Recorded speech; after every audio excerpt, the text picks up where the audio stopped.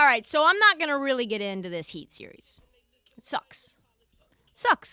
And, I don't know what to make of it. 20-point games all over the place. Heat win by 20, and then the Celtics win by 120, and then the Heat win by 25, and then the Celtics try to come back, but they still lose. It's just uncompelling basketball here. Game 3, Boston came back and made it a series, but let me be honest. They still lost by 6, and the game really wasn't close. All of this, though, brings up and gets us to a larger point. Is this the worst conference finals we've ever had? I can't remember being less engaged. I can't remember watching more movies when a game was on. I'm all right, well, 30-point game, I guess I'm out. Thankfully, I have 2 TVs. If something happens, I can just, look over and be still a 30-point game? Cool. Maybe some of the worst playoffs overall we've ever had. This stat blew me away. And this is why I believe I'm correct in this opinion. 18% of games this entire postseason have been decided by 25 or more points. The record is 23% in 2016, but remember, the 2016 Warriors and a few remarkable moments in those games. But listen, we had the Warriors and the Cavs mowing people down.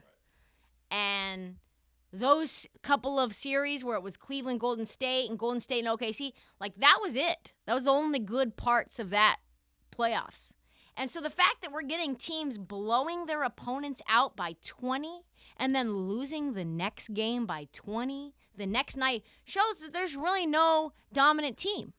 There's nobody, and there's no real, it's not like there's competitive parity.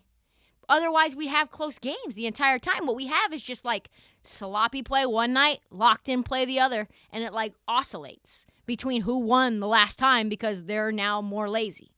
I said this on Twitter and people got very mad. I said the Warriors haven't wowed. Everyone else just looks worse. That's fair. The Warriors are a vulnerable squad. Also, if you're getting blowed out by 25 points and you claw back and you get somewhere competitive in the fourth quarter, most of that game was still unwatchable. 7 minutes of competitive basketball at the end of the game is not enough for me to stay locked in. I'm sorry, I love basketball, but not enough to watch all this blowout time. It's called winning time, not blowout time.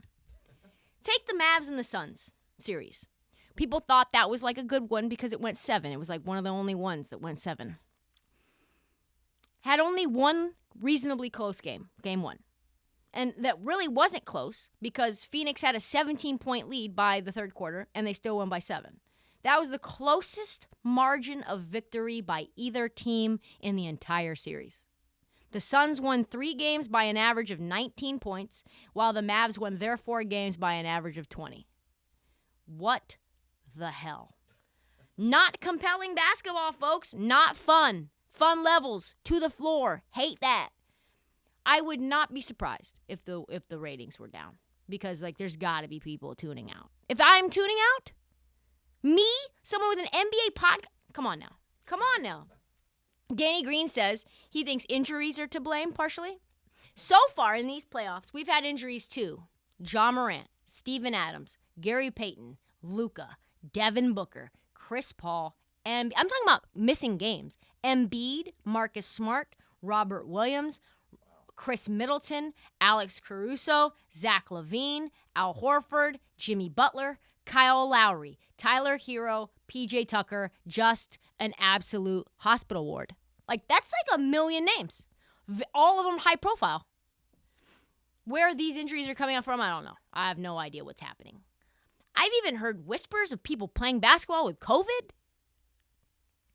Not telling anyone. Not going to call out names, but it'll come out. I'm certain. This will be something that'll come out in September or October, and it'll be bleep, said so-and-so was, unnamed source says, bloop, played with COVID during the first round of the Western Conference, blah, blah, blah.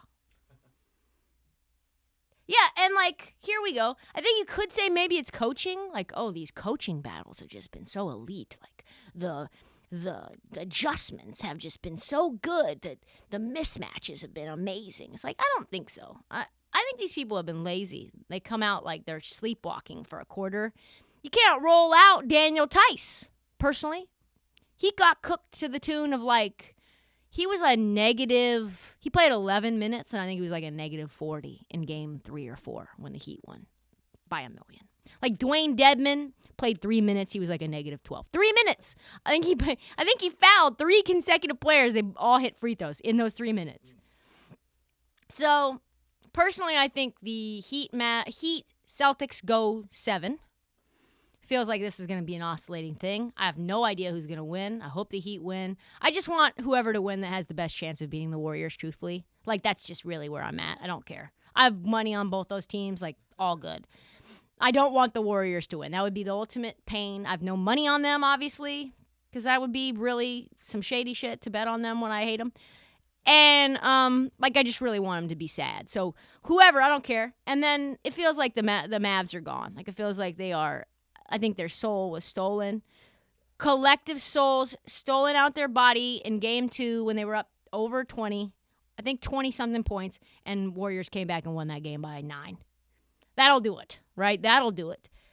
So the impressive thing, though, that Golden State did in that game really quickly, as an aside, is that they didn't come back with a barrage of Steph threes.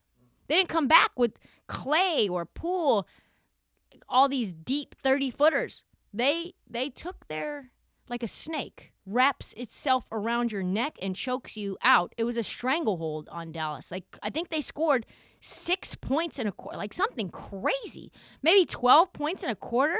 They went on it was a 28-0 run or something nuts. I forget what it was exactly because I didn't prepare for that. But, man, points came hard for Dallas. And even though Golden State wasn't scoring a lot, they were getting into the paint. They were making good things happen, forcing Dallas to turn the ball over. And honestly, it's just become night-night sleep mask. And truthfully, let's be honest, Luka needs help. Yeah. Luka needs help in the form of a treadmill. In the form of a treadmill. I'm just joking. He does need to get in better shape, but he does need some guys who don't go 0 for 5 from the three-point line. We can't have Bertans out there. I love Reggie Bullock, but he's just been awful at home, on the road, doesn't matter. Jalen Brunson's been really good except for this series. I don't even know who he can turn to. Truthfully, Spencer Dinwiddie, I guess. It's where Dirk's up in the stands being God damn it, do I need to suit up? Just it's bad. Get Luka some help and get Luka in shape, and maybe they'll have a chance to go to the finals next year. Good stuff for Luka.